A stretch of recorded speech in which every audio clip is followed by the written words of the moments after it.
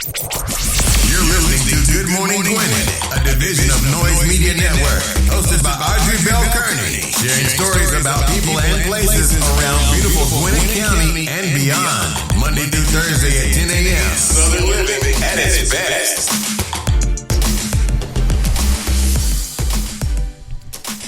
Good morning, all my Gwinnetians out there in Gwinnett land and all of you around the world. Listen to the sound of my voice. It is a rainy day here in Georgia, but however, it is 60 degrees. It's going up to a high of 80, y'all. So it's raining right now, and it's going to rain all day, but it's going to be 80 degrees. Oh, that sucks, though, for real. It would be nice to have 80 with no rain, but listen, rain, got to have the rain, because I know we're going to have a hot summer.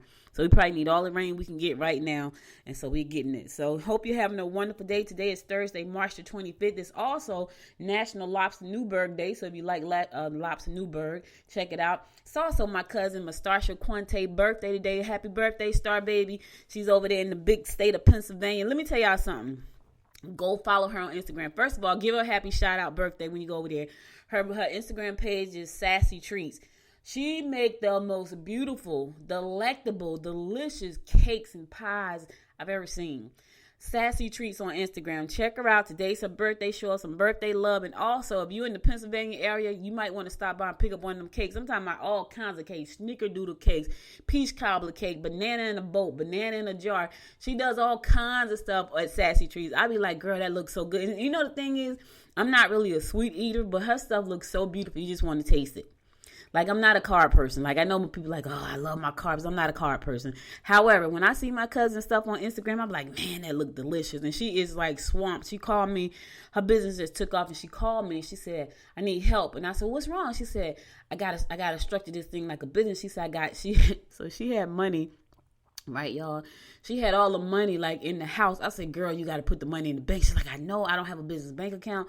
So I walked her through the process of starting her business and setting everything. Because she had been it was like a side hustle. Like, she works in the health field. It was just like a side hustle, but it was taking off. And she got regular clients, and they call her for specialty cakes. Like, they may say, hey, I want an Oreo chocolate mousse cake, and she can make that thing too. Now, let me tell y'all the difference between Star and I. Star is like her mom and my mom, they cook. I'm the one, and my daughter is like that. So they all cook. That bug missed me. I don't do no cooking. I cook only when I have to. Now, I can't cook. Now, we were born in Georgia here. Star was born in Jersey. No, Star was born in Georgia. She was born in Georgia too. We were all born in Georgia. And, of course, I know how to cook. I just don't like to cook. My daughter, on the other hand, she's like an old soul, and she likes to cook. She likes to cook, and she likes to have the whole house thing. Not her mama. Her mama not like that. Star is like her mother and my mother, my grandmother. She can burn, and she makes the most beautiful cakes. My grandmother used to do all her cakes from scratch, and Star does it the same way. So, happy birthday, baby. I know you're going to have a wonderful day there, and I wish you many, many more. All right, let's get on this show, because I got a good show for y'all today. But before I go to the show, let me just tell you what the show is about. So, today, we're going to be talking to Winona Satcher. She is the founder of Make Hers Studio, and she's going to be talking to us about container homes, because that's what she does. So I'm excited about this. So you got to come back or stay tuned. But right now, I got to give you those horoscopes brought to you by noted astrologer Micah Thizen. But today, Thursday, March the 25th, and listen. Today is my Friday. I know, don't get mad at me. Y'all know I take Fridays off. So today is the end of my week. Not really the end of my week. I always say that. But I don't get a chance to talk to you guys until Monday after today. But it's okay. It's okay, because I'll be back Monday. But right now, let's do the horoscopes. All right, we're going to kick it off like we always do, and that is with Aries. Don't reveal information that is personal or confidential. You can enjoy your involvement in organizations that make charitable contributions. Your emotional life may be up in the air if your mate has been going through a change of heart. Uh-oh, Aries. Yeah, I can understand that. Here's the thing. Talk it out. Find out where you stand. Like, listen, if it's not going to be no more, then I need to know. Let them know. Listen, where we at? Just straight like that, where we at? Because right now, you're not going to have me all messed up and frazzled over here. I need to know where you are and where we are. Where are we? Ask them. Don't be afraid. Put it on the table. That way you can go on. Whichever direction you need to go in, you can go in that direction.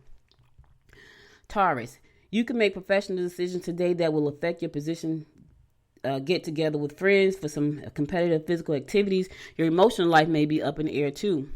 Yeah, you got some problems with your emotional life too, Taurus? Put it on the table. Ask them what's up. You got to ask the questions. Let me tell you something. I see people all the time. They think if they don't say anything, it's going to go away. It's not going anywhere. You have to say something. You got to talk it through. And if you have a person that's not willing to communicate with you, you probably need to drop that one anyway. You got to be able to communicate. Yeah, it's very important. Gemini, travel opportunities look positive. Be cautious while driving. Find a way to consolidate. Love can be heightened if you sit down and discuss your future plans. Talk it out. Yes. And here's the opportunity to find out if you guys are on the same page. Sit down. Talk it out. Discuss the future. And let me tell you something. Don't put all the things you want out there because people show up with their representative, right? And I told my daughter that. I was like, everybody shows up. Their representative comes out first, right? And if they sit around you long enough, they'll know exactly who you are, so they know exactly what to say. So you just be as quiet as possible till the representative leave. Then y'all can open up because the representative shows up first. And then after a while, the representative leaves and the real person pop out. And then all the crap they said at the table wasn't true. I'm just saying. Cancer. You have to make changes in order to eliminate the tension. You need an energetic outlet that will help you dissipate your anxiety. Trips will be exciting. It's nice to be able to go take a trip. Y'all know I'm going to Tulum in June. I'm so excited about that. There's a bunch of us going. Mexico. I was supposed to went for my birthday in February. So that was a trip that my daughter and my mom had planned before my mom passed away. But by the time we got ready to go, they had booked everything. But then they was talking about how you couldn't get back across the border and all this kind of stuff. So we canceled the trip. And I wound up going to Florida instead. So my daughter's birthday is in June. So we're going to Tulum. So it's back on. And we all going. So it's going to be a good time. So hold on, Cancer. Your trip is coming. Leo, self-improvement could bring amazing results. You can get into weight loss programs or go out and change your image with a new look in clothing, hairstyle, and attitude. Get the whole family involved in a worthwhile cause or cultural event. Going out, change yourself. Listen, change your hair, change it. I got my hair done, check my nails. Y'all know I like that song. Change your hair, change your attitude, change it all. Sometimes all you got to do is change your attitude and you feel great. When you feel great, you look great. When you look great, you feel great. Virgo, you will be able to borrow money in order to invest. You might want to listen to this episode, Virgo. You might want to invest in some things. Just hold on. Sports, physical fitness programs, exercise in general will make you feel better and show some pretty quick results. You have a tendency to put on weight. Don't we all? Not all of us. Some of us do, like I do. Y'all know I'm on the scale every Monday, Wednesday, and Friday, seeing my up a pound, down a pound. Yeah, I was down 2. So I'll see. And I've been really busy, so I'll probably be down again tomorrow. But I'll let you know on Monday. All right, I'm going to a song. I'll be right back after this song to give you more of the horoscopes brought to you by Noda Estrada and Micah Thyssen. Stay tuned. Everybody's been saying that you're up to no good. Everyone has been telling me that you got me hooked. You're playing it big time. You're feeding me lies. Everyone has been bugging me to sever the ties. But I would never, ever, ever would have believed them. No reason. Sometimes the truth is hard to see. But now the never, ever, ever seemed to be over. I saw her. So I'm happy I got freed. Lucky, lucky, lucky me. Lucky, lucky, lucky me. I won, got it done. Lucky, lucky, lucky me. Lucky, lucky, lucky. I won't let the door hit when I leave. Should've known by your rap sheet that you weren't nice. But now I am telling you, I'm going to smile. But I would never, ever, ever would have believed them. No reason. Sometimes the truth is hard to see. But now the never, ever, ever seemed to be over. I saw her. So I'm happy I got freed. Lucky, lucky, lucky me. Lucky, lucky, lucky me. I won, got it done. Lucky, lucky, lucky me. Lucky, lucky, lucky. I won't let the door hit when I leave. I guess that I was born beneath a very lucky star. And in a week or 2 I won't remember who you are. Man down, he ran out of love. looking back, I'm on the right track. Here she goes. Lucky, lucky, lucky me. Lucky, lucky, lucky me. I won, got it done. Lucky, lucky, lucky me. Lucky, lucky, lucky. I won't let the door hit when I leave. I guess that I was born beneath a very lucky star. And in a week or two, I won't remember who you are. I guess that I was born beneath a very lucky star. And in a week or two, I won't remember who you are. Welcome back. It's your girl, Audrey Bell Kearney, giving you the daily horoscopes brought to you by noted astrologer Micah Thoughts. And we're going to pick it up with Libra. Spend time with the youngsters today. Debates will stifle passion and result in estrangements. Plan your day thoroughly, thoughtfully, but try not to rely on others. Yeah, spend some time with some youngsters. They need your attention. Listen, because if you don't give youngsters attention, they can get into stuff. My granddaughter is 2 years old. We already know she likes attention already. Because when she doesn't get it, she does the craziest stuff. And I said to my daughter, I said, listen, you have to pay attention to all the things she does. Like, she doesn't like being alone. She hates that. When she's alone, she cries. She hates being alone.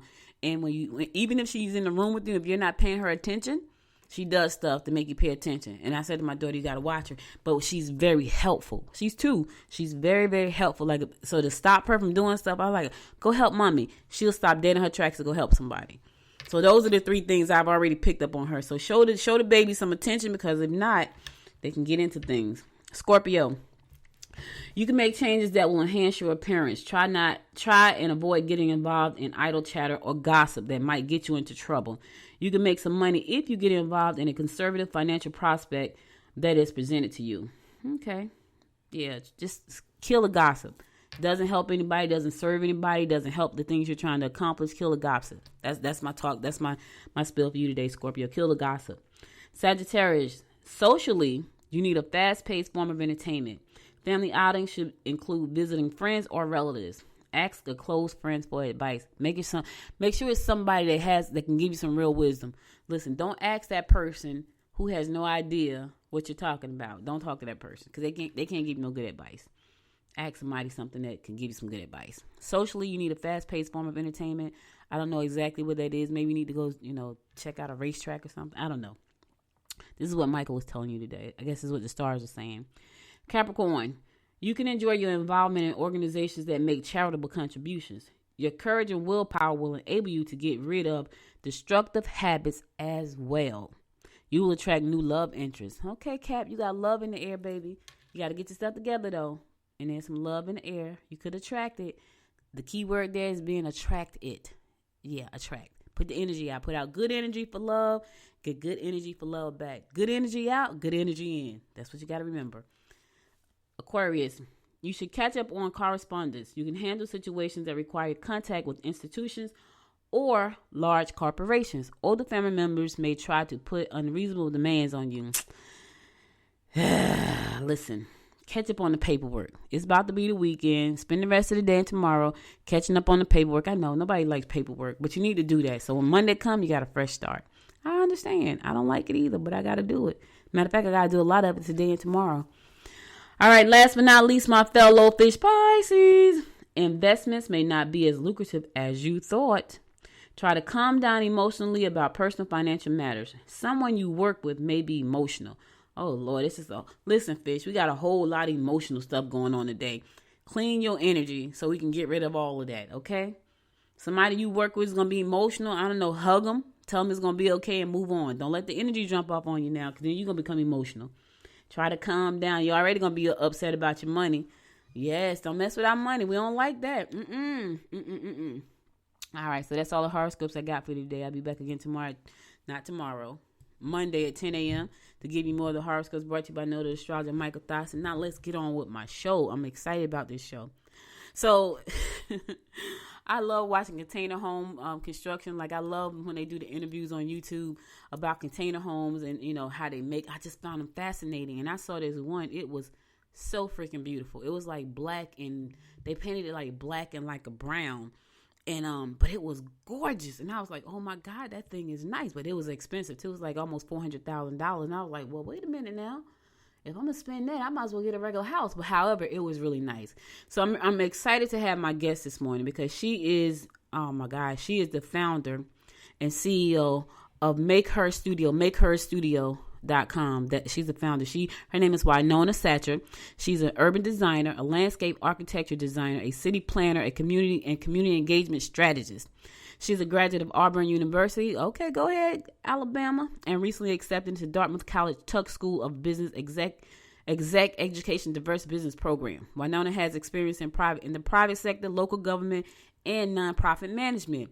Wynonna has practiced landscape architecture planning for over 10 years. For more information, you can check her out on her website, Wynonna. Make Her Studio, Make Her, H-E-R, MakeHerStudio.com. But I'm going to let her come on and talk to us because I want to know about these container homes, build your own pie, investment in a box, all of that good stuff. So welcome to the show, Wynonna. Thank you for having me. I'm so excited.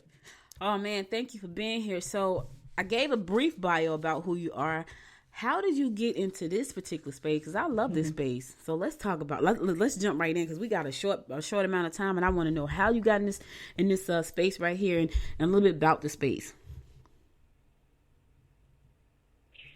Sure. So I used to work for local government after working in the private sector back in Durham, North Carolina, which you and I briefly spoke about before the show. And was doing a lot of, I started an innovation lab as a city employee and was doing a lot of work in both, economic development, community development, neighborhood design, urban design, technology, just a very interesting mix of work and meeting just lots of interesting people throughout the city, and realized the area is a big foodie area, still is, but realized that there was an opportunity to take these shipping containers, these boxes that are just sitting on our ports, a whole bunch of these boxes, and turn them into spaces for urban farmers. So actually turn a shipping container into an urban farm that you can move around for communities who need healthy food access. So I started thinking about it. I was like, well, if you can do this for that, then you can actually build other things like small coffee shops and maybe even housing.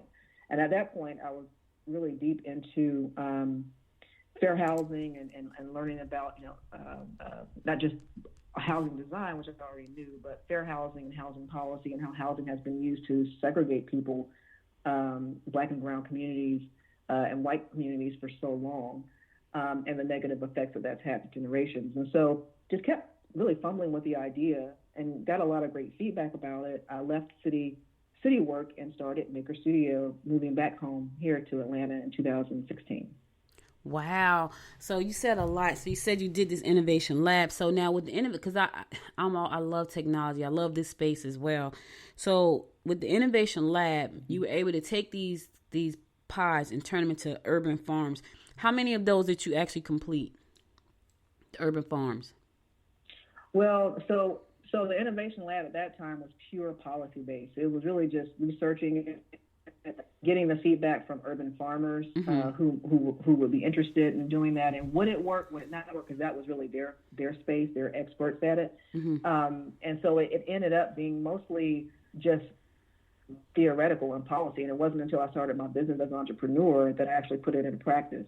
So I didn't build the first, we call them plug-in pods, because we're basically taking these shipping containers and then we innovatively turn them into livable spaces. And we plug them into the communities where we build. And I didn't actually build my first one until 2016. 2018. I left city government in 2016, moved back to Atlanta, and my husband and I started Make Her. Actually, we started as a nonprofit. In 2016, I raised some money through crowdfunding, and we built our first prototype in our backyard here in Atlanta. Oh, wow. So now, where are you in the process now? Because I know that you have the factories in a box, and I'm interested because my husband is always talking about he likes to grow stuff. Like he likes to cook and grow stuff. And so he called me a couple of days ago. He was at Home Depot and they had a fruit tree. And I said to him, you planted the peach tree and the deers and all the animals just ate all the leaves off the tree. So I don't know what are you going to do to keep them from eating? Right. So when I think of an urban farm, tell me a little bit more about that concept and like what does that entail? Do you grow stuff? Because I've seen like heated rooms or something where they grow lettuce. Almost hydroponics, I think it was, and they grow lettuce. Mm-hmm. When I think of that, that's what I think about. So tell me a little bit about what that process looked like as an urban farmer, because I think honestly, with all the crap that's in our food, I think we all need to have an urban farm in our backyard. So tell me a little bit about that process. No, we do. We have.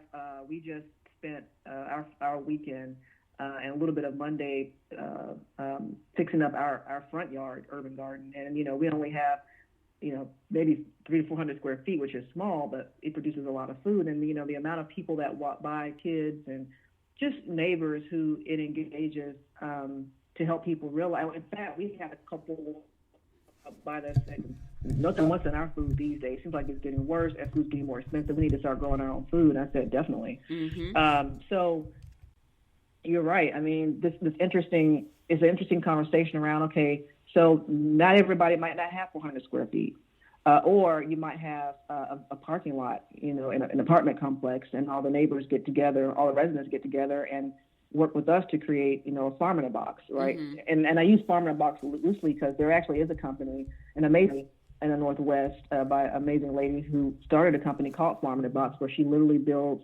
farms in a shipping container, and she ships them to Kenya, ships them all over the world, where wow. People can take her shipping containers, open them up, and there's a solar panel on top. It's off-grid. It has all the tools you need on the inside to start not only growing your food outside and planting seeds, but also, like you said, hydroponics. My husband was actually into aquaponics, which is, not just plants and water, but also raising fish. So as you grow your fish, like tilapia, the fish waste actually feeds the plant. So you get vegetables and fish at the same time. But you could do all of this in a small shipping container. Wow. So imagine the opportunity to be able to build these spaces with local urban farmers as collaborators. I'm big on collaboration. I'm not big on reinventing the wheel.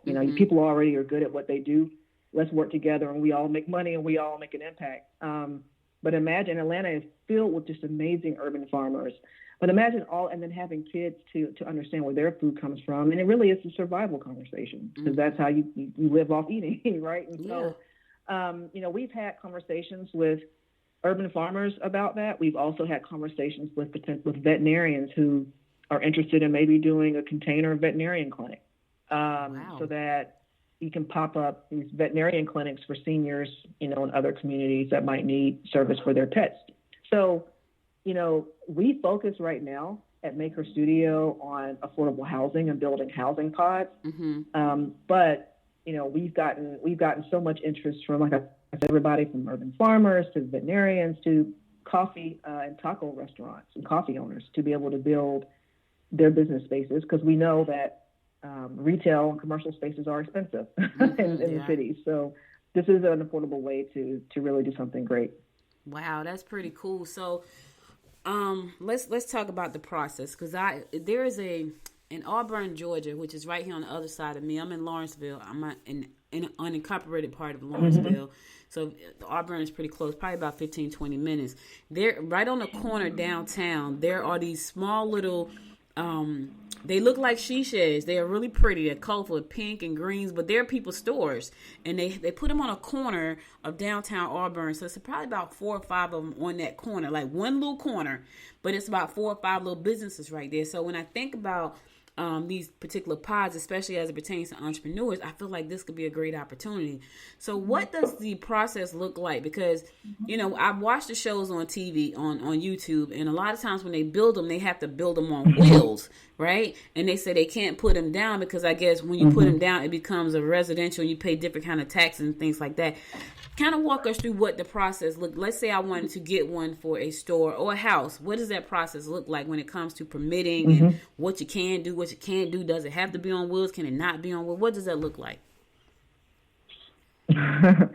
Well, I will say one thing about Maker Studio is what sets us apart from other companies that might do this work. It's not many of us that do this, but there are some of us.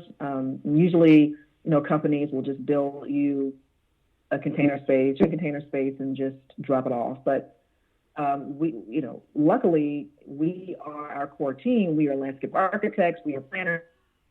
We are builders and designers, and so we provide what we call a one-stop shop for actually doing the due diligence on making sure the zoning is correct, the land use is correct. These are things clients don't want to deal with, don't know how to deal with, and it gets really confusing and frustrating. Trust us, no, but that's what we do. And then we up front, usually clients will pay us a small hourly fee, depending on the size of the project. I say small, which is relative, but depending on the size of the project. And we will work with and sometimes meet with local jurisdictions just to make sure that all of the zoning and planning is put in place before we even start, or if there are things that we have to do to help get something rezoned, if that's what the client wants. And then we go through, with our design and build team, a process of the concepts, everything is all collaborative in our shop, so we make sure that our clients are at the beginning, the forefront of the process.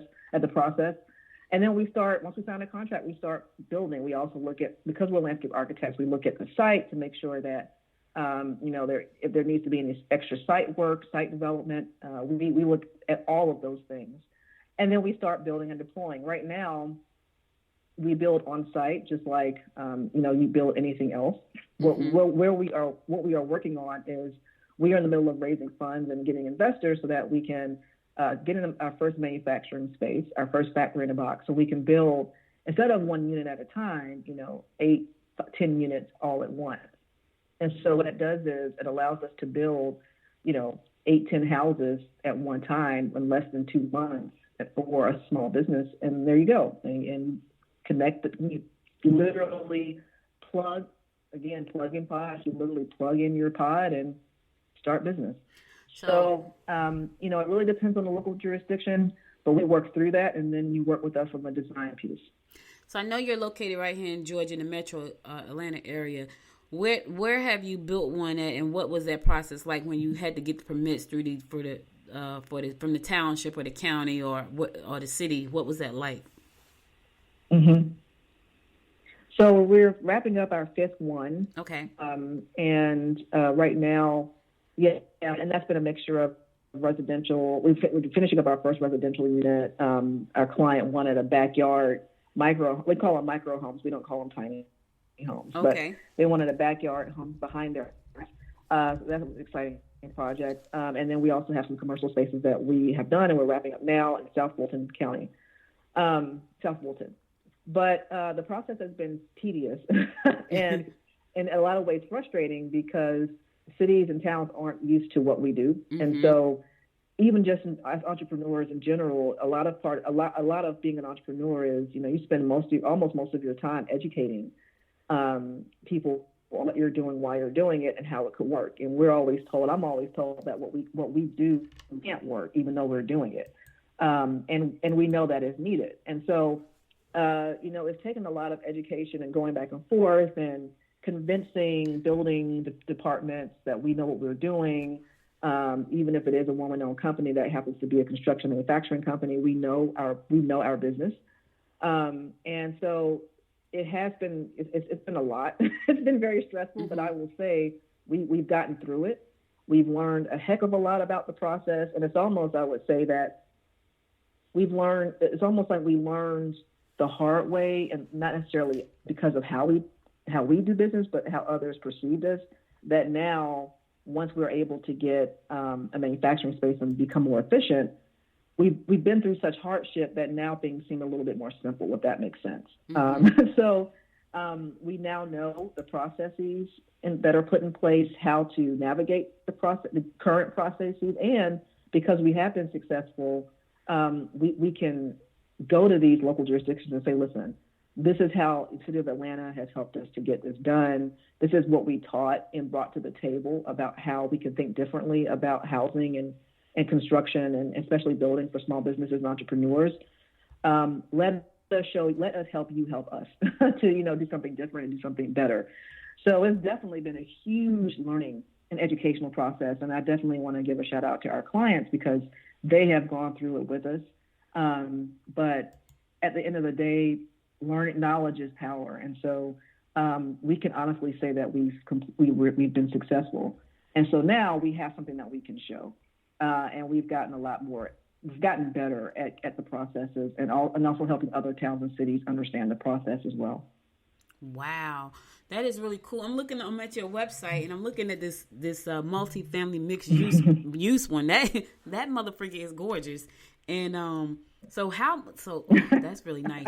It's so funny because I was raised in Jersey, so we're used to having 3-family houses, 6-family houses.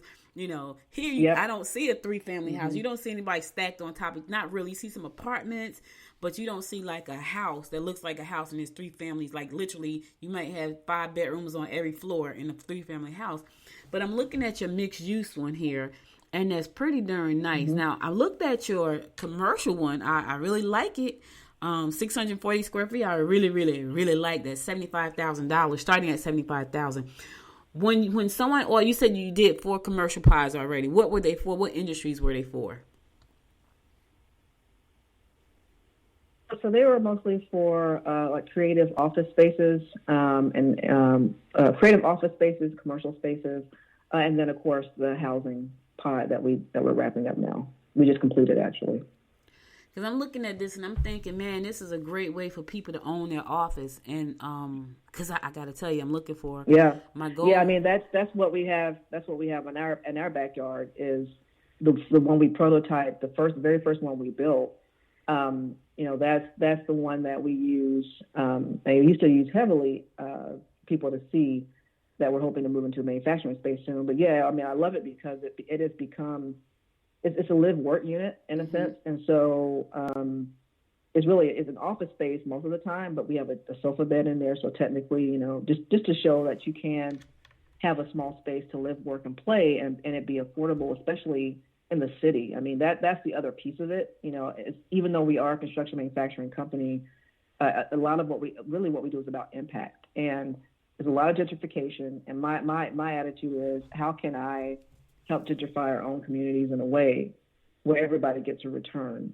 And part of that is building affordable spaces, whether it's for entrepreneurs, whether it's an office space, especially post-COVID when everybody's on Zoom. So what does that look like for businesses?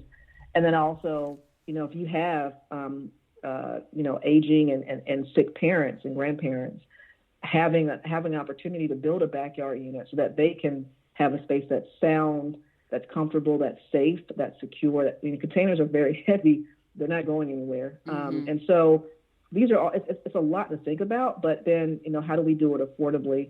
The thing about containers is that they're very versatile. And so you can stack them, like you mentioned, our mixed use plans that our architect drew up for us. That's from the website. You can configure them with Legos. That's what's really cool about them. And they're only 8 feet wide, right? And so if you imagine an existing strip mall or a mall that's going out of business or an old Walmart that has all of this existing parking lot space, but the building is closed, that contributes to blight of a community. But all that parking that's there, parking spaces are on average 8 to 13 feet wide. So imagine how many of our pods can fit on one parking lot. Yeah. So now you're talking about medical clinics, which we actually prototyped one last year. You're talking about public classroom spaces. You're talking about coffee shops. You're talking about housing, all in an old parking lot. So it's really stretching the imagination about what you can do with small spaces. I like it. So let's just walk through the process of what's inside a container pod. So you get one. Let's say I want to get a cafe, like let's say a hot dog stand.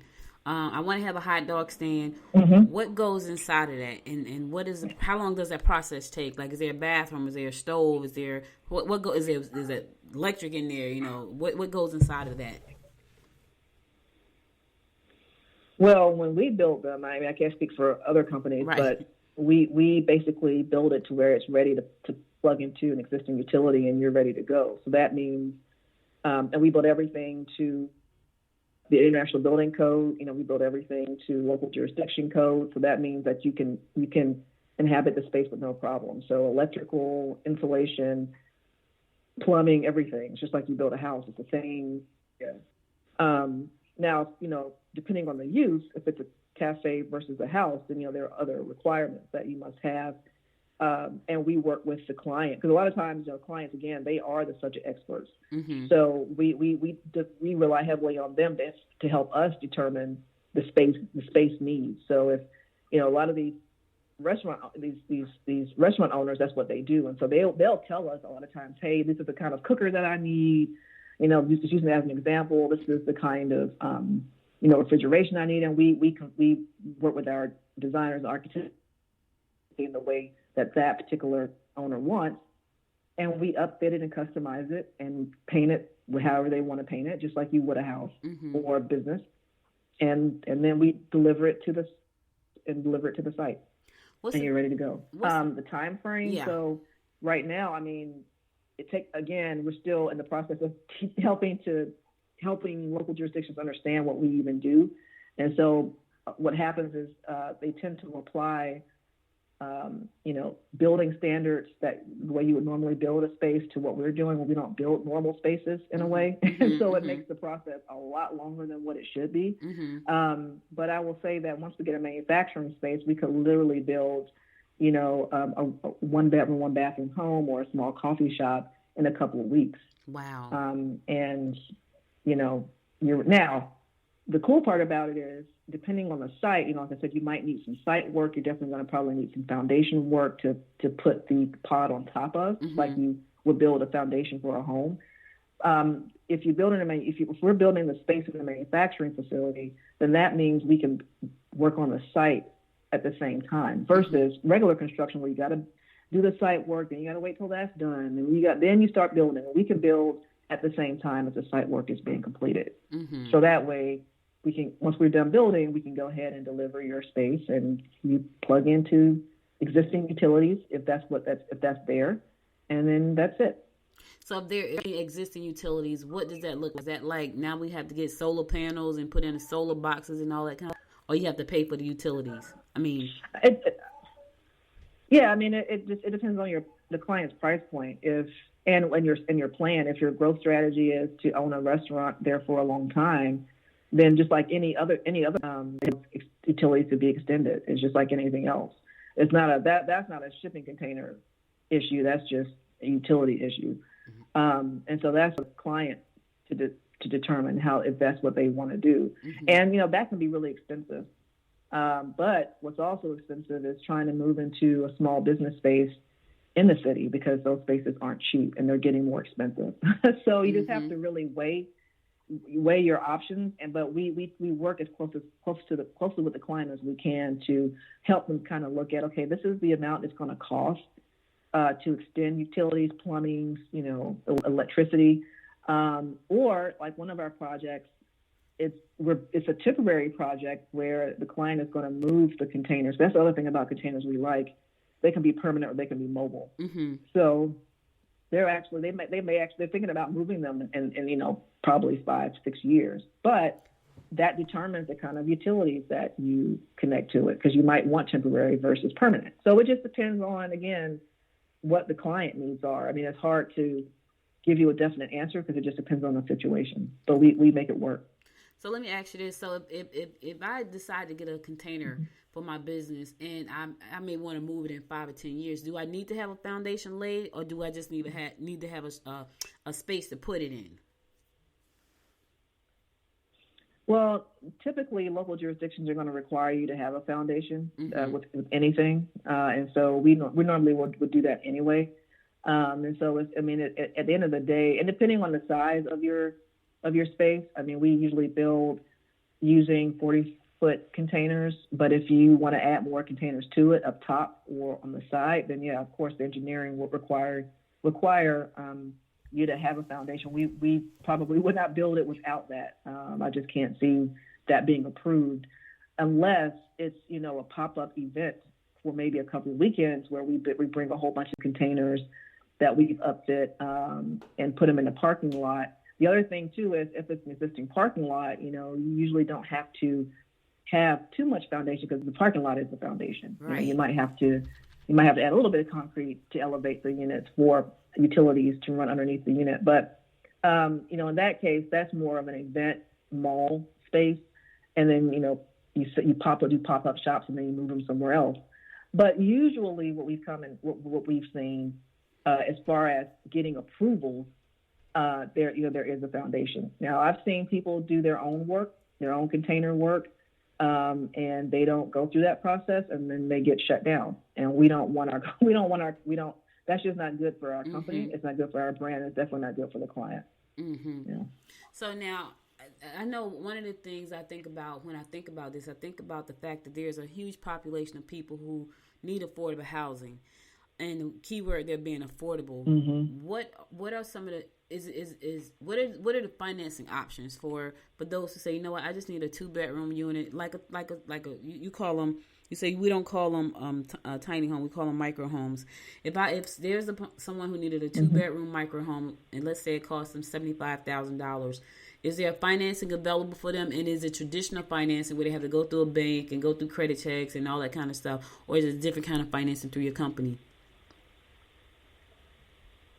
Well, so first, it all comes down to land. And so having the land, just like you would a regular house, to put our pods on. Or are you looking to affordably rent a space, a backyard unit behind somebody's house, which is another initiative that we are excited about. Oh, that's nice. Eventually starting, which are backyard units, which, that's another opportunity for affordable housing, because then, you can build a backyard unit in a wealthy community, but you're only renting it out for $600-700 a month. So that allows for you to be able to rent to those that need, access to affordable housing, but also housing that's located near their work center. So imagine a home in Buckhead, who could, a homeowner there could afford to build, a $60,000, $75,000 unit, 1 to 2 bedrooms in their backyard. And all of a sudden, the barista or the police officer or firewoman now has a place to live close to their place of work. So that is a housing affordability conversation, which we are really passionate about. As far as paying for it, so our clients right now have paid for whether, I'm not sure if they have their own, equity line or grants from our commercial customers. But one of the things that we have found that is challenging is, so we don't offer financing, to answer your question, in our company. We don't have the capacity to do that. We strictly do everything else as far as providing you the structure. But we're noticing that conventional banks, to get a line of credit or a construction loan, larger banks don't seem to get the notion of what we're doing. And so it's difficult to get right now until more people do it, till we build more. They're just not used to it. So they don't really offer a lot of financing to build it. However, part of our initiative that we're putting together is to partner with more community banks, local banks, who are a little bit more innovative with respect to solving this affordable housing crisis in their own communities. Larger banks say that they do, but when you go through the underwriting process, they just don't get it. And it's really frustrating for us, because how we build is not much, in certain ways, not much different than building a regular house, and it's also certainly not much different than building a manufactured home. But for some reason, they're just not used to it. And it's one of those things where we're such at the beginning of disrupting this notion of construction, and we're doing something different, that it really just takes, just like anything else, for ideas to flourish, you just have to keep building for people to get it. So, and the demand. I mean, right now, cities are we're seeing, and like you alluded to, affordable housing crisis. That's what we have. And it's not just here, it's global. And LA is really bad out there, and it's bad up north as well. So, our position with the city, especially like the city of Atlanta, is like, listen, and the surrounding and the metro areas, like, either you continue to have this problem and you continue to build the way you're building, which is not necessarily solving the crux of the problem, or you can work with us and be innovative in our approach. The one thing I will say, though, because we build smaller spaces, we really don't need to use tax credit programs for us to be successful in providing housing. So normally with affordable housing and conventional regular construction, there are, affordable housing tax credit and tax programs through the federal government for developers to build a certain percentage of affordable housing. Well, we all know government programs are very tedious, very bureaucratic, and take a long time before you start actually seeing some, things on the ground. So because we're building small spaces and how we're building them, we don't really need a developer wouldn't really need to use tax credits to be able to afford to build, for us to build them. Because that's the thing about affordable housing. It's not just providing housing that you can afford. It's also about being able to build it affordably.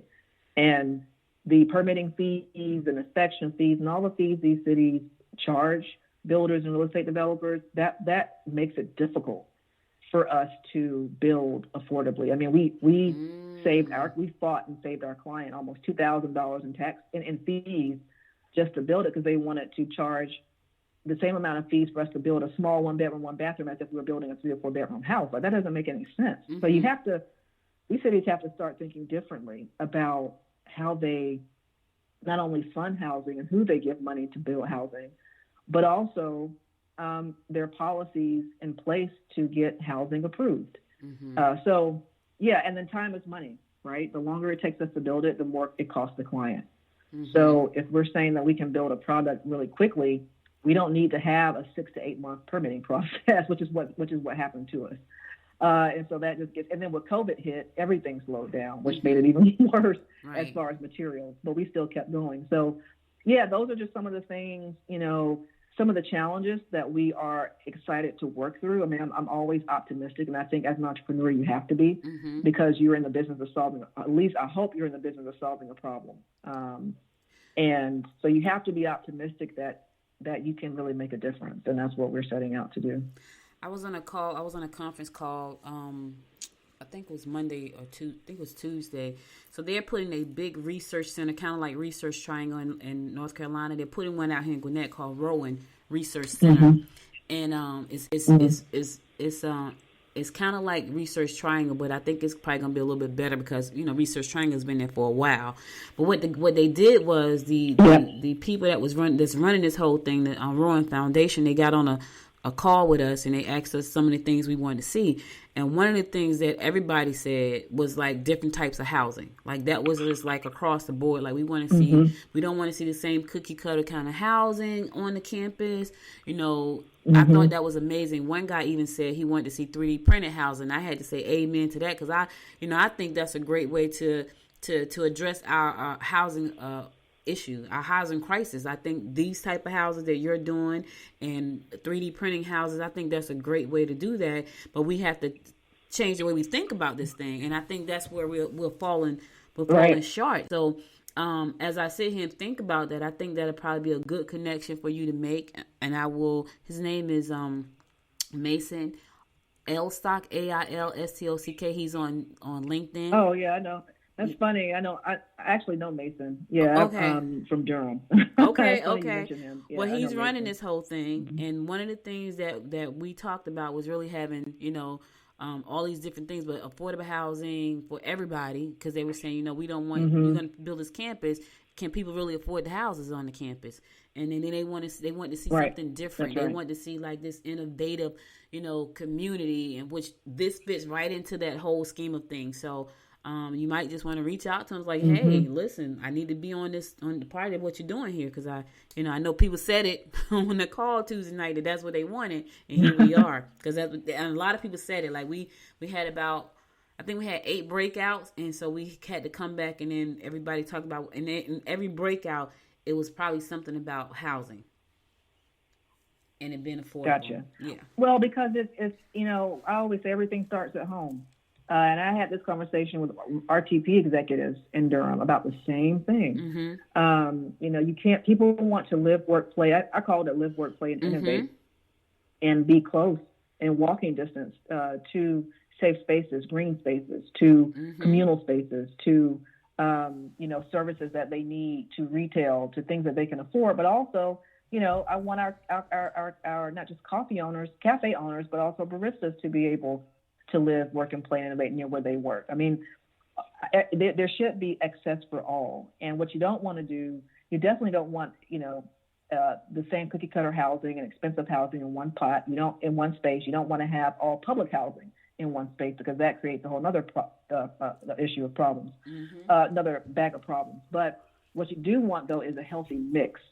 And that's really how you create viable opportunities for people and inclusion and diversity opportunities for everybody. I will say, too, that it's an education piece. Like I go back to the education, and there's a difference between housing affordability and affordable housing. Mm-hmm. You know, affordable housing that can mean different things. You know, it can mean workforce development housing, which is housing for, like I said, tradesmen and women, police officers, fire, teachers. Then there's supportive housing for potentially veterans and those that suffer from PTSD or other issues. Then you have housing for the very, very, very poor. So unfortunately, what has happened is you have a lot of NIMBYs, not in my backyard people, who just assume when you say affordable housing, that means the very, very, very, very poor, even though we definitely have to solve that problem as well. Mm-hmm. But it could also mean housing for teachers, mm-hmm. And so we have to be, and all of it leads to housing affordability, because really, I mean, how many of us are at, one paycheck, if that, away from potentially being homeless? It's not a joke. Mm-hmm. And right now, people are having to, 30% of their income is having to go to either rent or having a car to get to and from work, or food. You have to make those decisions, and no one should have to make those decisions. So I think it's also a reimagining. I'm glad to hear that excitement from the breakout sessions, that you had with Rowan. But I would say a lot of it is an education that people aren't taking the time to do, so that you truly understand what you're asking for. But it's also going to take a lot of ideas and reimagining of space. And for us, it's also a reimagining of materials, using something that's already present to build something better, versus building a whole bunch of new stuff, tearing down a whole bunch of trees, and it's very bad for the earth. So these are all the different things that we're thinking about as a company that I think makes us competitive. So, and to be in Atlanta has been great, but I'm so glad to hear mm-hmm. that interest from those that join those meetings. And, we hope that we can be part of the conversation and even hopefully a supplier of mm-hmm. our pods to projects like that. So let me ask you this. If a homeowner has space in their backyard and they want to put a pod in there, what kind of responsibility do they have as a property owner if they do something like that? Is there extra taxes that they're going to have to pay because this pod is back there and it's like a living unit? What's the process for the homeowner? Because there are people who have acres of land, and they could easily drop a pod in there and create mm-hmm. a new stream of revenue for them. Is that considered a business? How does that work? Well, it's different for different people. It just depends on what you're doing. And of course, we're still learning as well. But, I like to tell people that housing is a business. It really should be seen as that too, from the standpoint of, you have to be accountable and transparent about what you're doing. Being a landlord is a business. Mm-hmm. And so there are rules and regulations to that, especially around fair housing and treating people with respect. Now, yes, you can definitely turn one of our pods into an Airbnb. That's an opportunity. Mm-hmm. That's a whole, set of requirements that Airbnb, but that you have to follow. And so I can't speak for Airbnb, but those are conversations that we've had with potential clients and current clients about utilizing our pods for that. I think there's potential tax benefits to us as builders, because our pods are also energy efficient, have a lot of cost savings because they're small spaces and how we build them. Which also helps the homeowner also. It also is an opportunity, especially if you are a senior that has fear of being displaced and gentrified, because property taxes are going up around you and your property taxes are increasing.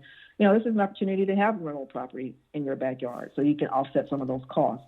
So yeah, I mean, while I say to treat it as a business, if that's what you're going to do, more than just keep it as a space for yourself. Mm-hmm. I would also say to have conversations with your accountant and look at what does it mean to have an accessory dwelling unit in your backyard for your taxes. I don't know the tax code specifically and know enough detail, but I know our clients have been talking with their accountant to look at what does it mean to have a dwelling unit behind the home from a tax standpoint. Is there a tax credit for that, or what is that? And these are things also that we're looking into for our backyard unit initiative as well. So yeah, I mean, it's that's the cool part about this, is that it's so interesting and different here in the United States, that more so in the Southeast. There's a lot of work like this going on more in the West and Northeast.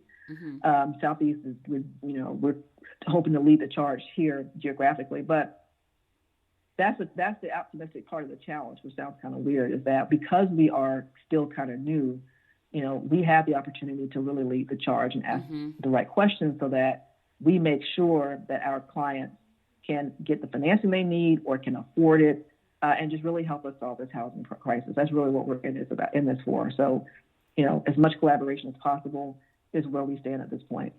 Nice. Man, this is so exciting. I could ask a million questions, but I got 5 minutes left. So, but my mind is, I got a headache. I honestly, as we were talking, my head just started to pound, and that's because I have so many ideas and so many questions.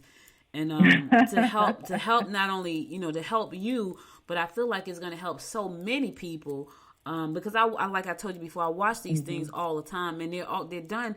It's really like a huge industry popping up in other countries like Australia.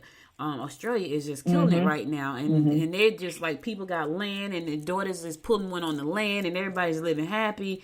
But what I found when I watched those is that they are required to have them on wheels, though. Like, they can't just drop them on the foundation. Well, they can, but I think that's a whole different. And people do that here, but okay. So that's a whole different process, and that's why we don't call them what we do tiny homes. I did some community engagement around that, and my assumption was correct. That once you start saying you want a tiny home, sometimes depends on the community, but when you start saying if the community's goals, one of their goals is to provide affordable housing, but quality affordable housing for people to live, work, and play, then you want something that's more permanent, which is, one of our pods on the foundation. Right. The idea of having something on wheels doesn't create that idea of permanency. It creates something that looks a little bit more temporary, which is not what a lot of communities are wanting. And while that's cute and trendy, those are really expensive. And you also go through a different permitting process. A lot of times, depending on the company, you might have to go through the DMV because it's considered a mobile unit in that sense versus just a structure. That's a whole different thing. And we actually have a colleague of ours in Durham that had to go through that. Quite frustrating and very costly because he was building a farm or a commercial farm unit, basically kind of like a container. But then, he decided to put it on wheels, which meant that, it elevated the structure, which now you had to add in steps. Well, then once you add in steps, that because it's commercial space, public commercial space, that means now you have to build a ramp for handicap accessibility. So it just, that's a whole different, that's not our space. Okay. So, yeah, I mean, that's cute and that looks great for HGTV. That's not what we do. We build for more permanency than that. Okay. So that cleared that up because I was like, wow, that's pretty. The funny thing about it, though, the people, they were living it, and I just thought it was so cool. What I found, though, was interesting is that a lot of them had compost toilets, and I was like, okay, now how does that work? And then I did see some who had regular bathrooms. And in the builds that you do, is it regular bathroom, traditional bathrooms, or are they compost units? It depends on the project. So for the house that we're doing, that's a regular bathroom. Okay. It is a house, a small house. For one of our commercial units, we did a chemical toilet where the client didn't want a composting toilet because they didn't want the responsibility of dealing with that with the waste.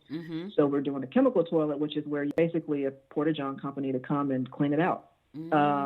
It just really depends on the client. Now the other thing about those houses on wheels, the tiny homes, the people who do that a lot of times have big pickup trucks that you connect and attach the home to so you can move it from place to place. Most people don't have the money to even afford a sedan. So I don't want to build, right. We're not interested in building something where your clients have to have a big truck to move around just because it's cute. That's just not, that's not our target audience.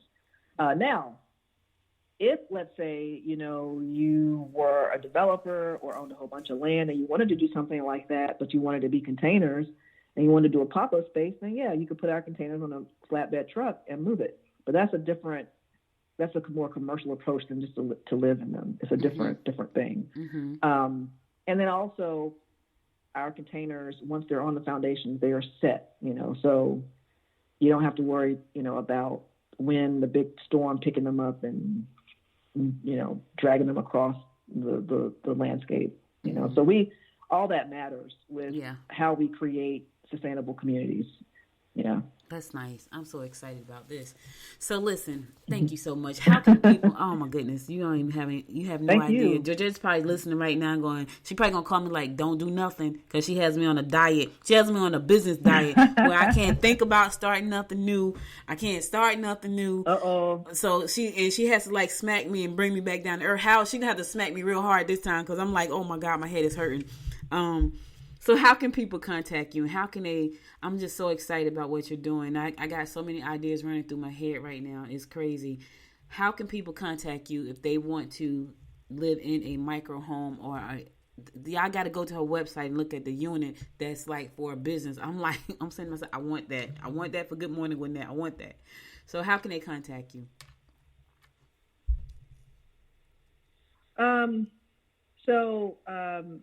I would say the website, so www.makerstudio.com, MAKHERS studio.com. And then check us out there. We also have a newsletter that you can sign up for. We also, of course, have social media pages at Maker Studio on Instagram. We have a page on Facebook, but mostly on Instagram and, of course, Twitter. And then you can give us a call, and all our contact information is on the website as well. So now you were saying you were doing some fundraising so you can do Factories in a Box, and I didn't get a chance to talk about that. And I'm going to talk about it in another show. We're going to do a part 2. But in the meantime, how much funding are you trying to raise, and how are you doing a crowdfunding campaign, an equity crowdfunding campaign? Share a little bit about that before you go. Mm-hmm. Yeah, so we're raising $600,000 for our first pilot factory here in Atlanta. And that is really, at this point, an angel round. And so we're soliciting for angel investors who could help us with that. And we are providing some equity in the deal. And basically, they're just contact us through the ways that I mentioned, and we can talk more about what does that look like and give them more information about, our post-valuation, our cap table, and all that good stuff investors like to hear and need to make their decisions. So that's where we are with that. And then, as we get this set up, we will expand. So that's where we are. Okay. All right. You guys heard it. That's MakeHers, HERS studio.com, MakeHers.studio.com. Winona, thank you so much for being my guest today. This has been really, really exciting and eye-opening, and I would love to have you back again, because I'm going to come visit you. I need to see it in person. Like, I'm coming to visit, so I'll be reaching out to come visit, and I might bring a film crew so we can film some stuff. That's how I roll sometimes. So, but I'll be in contact with you about that. Keep up the great work. I know you're going to change the way we do things here in Georgia, and I know people are going to be able to have affordable housing that they actually love and cherish. I'm looking forward to helping you get the message out even more and shine the spotlight on what you guys are doing there, because I think it's amazing. Thank you so much. Well, I appreciate you and for inviting me on the show. Thanks for amplifying our story. You're welcome. All right, guys. You heard it right here. Go check out the website. I'm going to go to my last song, and I'll be back to give you my inspiration of the day. I hope you guys were inspired, because I'm sitting over here literally with a really booming headache, and that's only because my mind is going like a million miles an hour right now. So check out the website. If you have land, if you have space in your backyard and you're looking for another stream of income, this may be the thing that can help you get over the top. You know what I'm saying? So you got to think outside the box, literally outside of the box. You got to think about that. I'm going to come back and give you my word of inspiration, so stay tuned. Yeah, I'm tongue-tied, twisted around your finger like a piece of string. I'm winded, chasing after your ghost is real exhausting. I'm in love, but I don't think it's what I thought it was supposed to be. Love story, no guts and no glory. How did I get so dizzy? Thinking of you, I don't usually get like this. It's something about you I miss. Could it be we never had that kiss?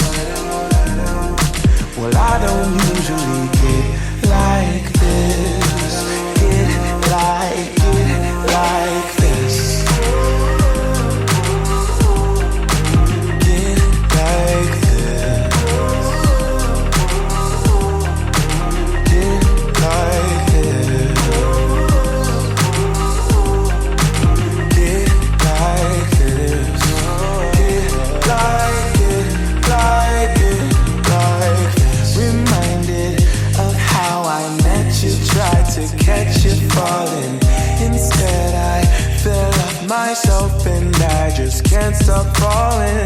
These wings are gonna flap for me if I keep waiting, keep waiting, keep waiting, keep waiting, keep waiting. How did I get so dizzy thinking of you?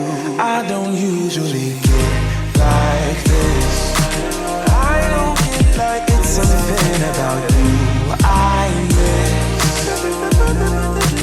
Could it be we never had that kiss? I just wanna kiss you. Well, I don't usually get like this. Get like this.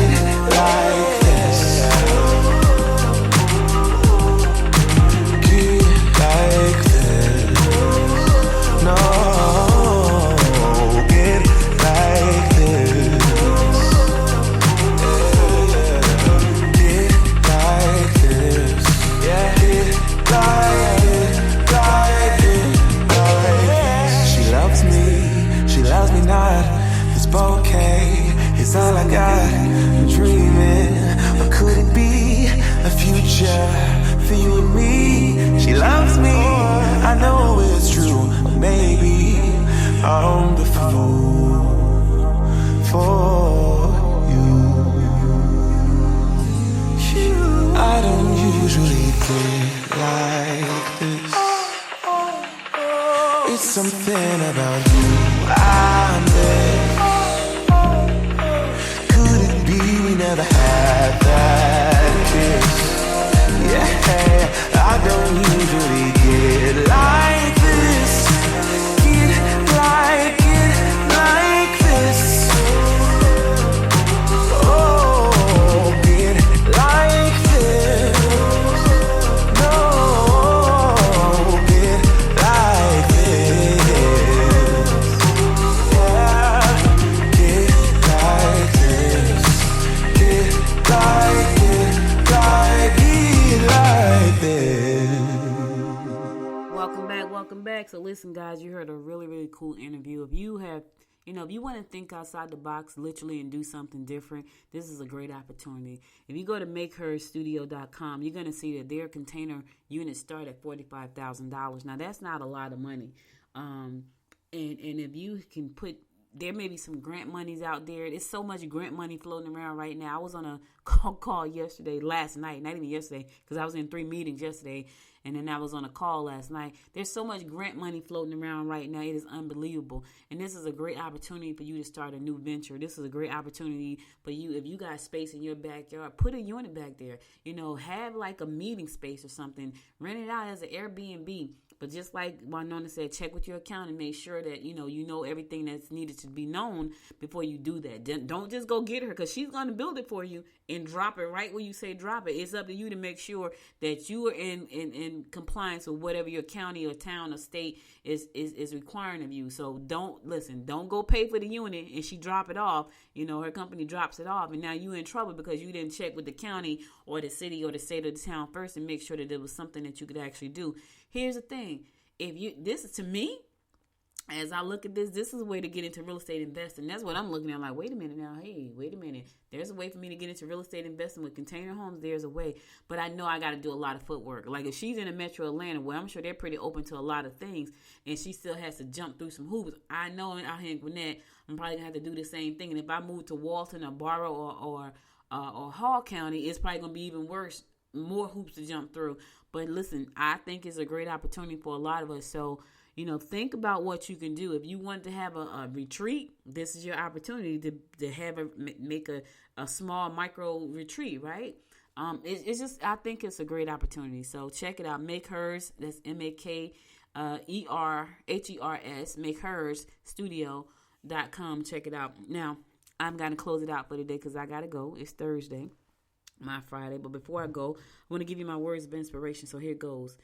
The difficulty lies not in new ideas, but in escaping the old ones. Okay, let me say that one more time. The difficulties lies not in the new ideas, but in escaping the old ones. And John Maynard Keynes said that, and he was absolutely right. The problem we're having right now with the technology and what she's doing, what Winona is doing, is that we're so wrapped up in the old ideas. We have to get into some new ideas. We have to make sure that we start embracing new ideas so we can move forward, because the world is not waiting on us.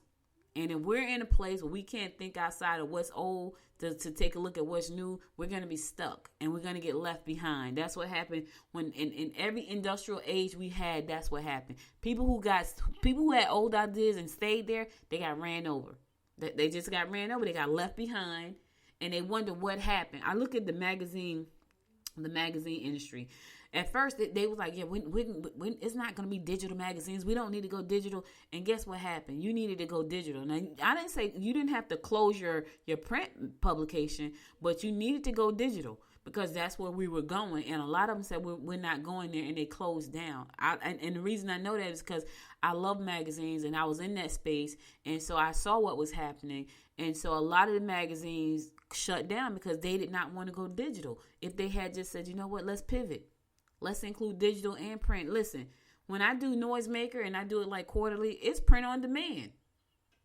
Listen, it's digital. You can read it on your phone, or you want to print a copy, print on demand, and it comes out beautiful because you can do that.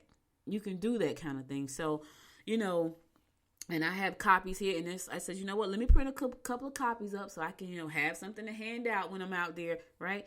I'm not printing up thousands and thousands. I'm not trying to get on book. And listen, my magazine was in Barnes and Noble, right? And you make pennies on the dollar because the margins are low, right? So I'm like, man, that doesn't make sense for me to do. So what I did was, we go to print on demand. That works fine. Put it on the website. People can, if they want a printed copy, they can get a printed copy. If they want a digital copy, they can get a digital copy.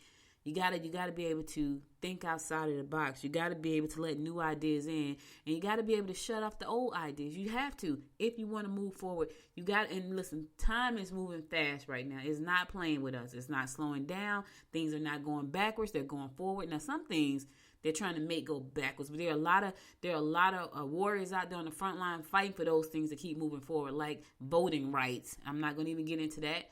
But they're trying to take us backwards, and we have a lot of warriors out there fighting on the front line to make sure that doesn't happen. So anyway, thank you again for listening. I hope you enjoyed that interview. Be sure to share that episode with your friends. I want you to go to Apple Podcasts. If you like this episode, go to Apple Podcasts right now. Don't wait. Go right now. Give it 5 stars. Leave a comment on there. I appreciate you and love you for that.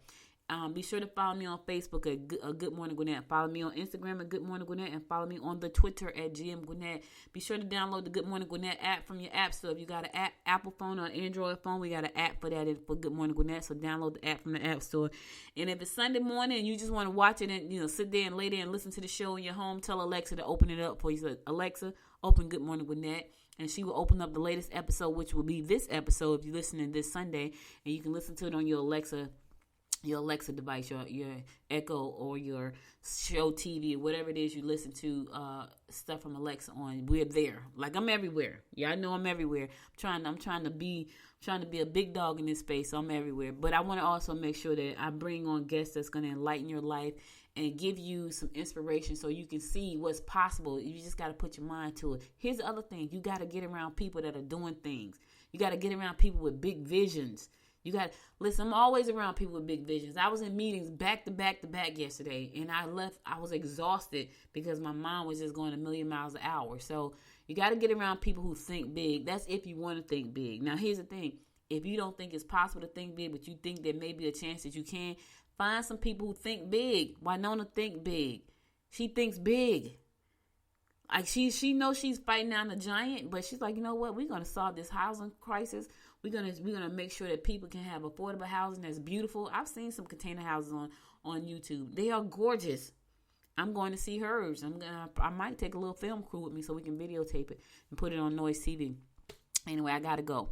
Thank you again for listening. You could have been anywhere in the world, but you spent the last hour and 14 minutes with me, and I love you to life for that. Be sure to kiss your family and tell them you love them. Stay safe out there, y'all. I'll be back again on Monday at 10 a.m., God willing. Until next time, you know what it is. Go over there and buy your shirt. Make it a great day shirt. I got my shirt. It's so freaking nice. Go to the website, goodmorninggwinnett.com. Click on shop and buy any one of the Make It a Great Day shirt, but the one that's all over that say Make It a Great Day, it is really, really cute. So pick up yours today. And listen, take a picture and send it to me. Take a picture and send it so I can post it on the website. Like, look, they got on a Make It a Great Day t-shirt. So thank you so much again for listening. I'll be back again Monday at 10 a.m., God willing. Until next time, y'all, stay safe and make it a great day. Bye now. You've been listening to Good Morning Gwinnett. Make sure to tune in Monday through Thursday at 10 a.m. Eastern Time to find out what's happening around Gwinnett. If you like this episode, subscribe now and share with your friends. To learn more about Noise Media Network, visit noisemedia.us.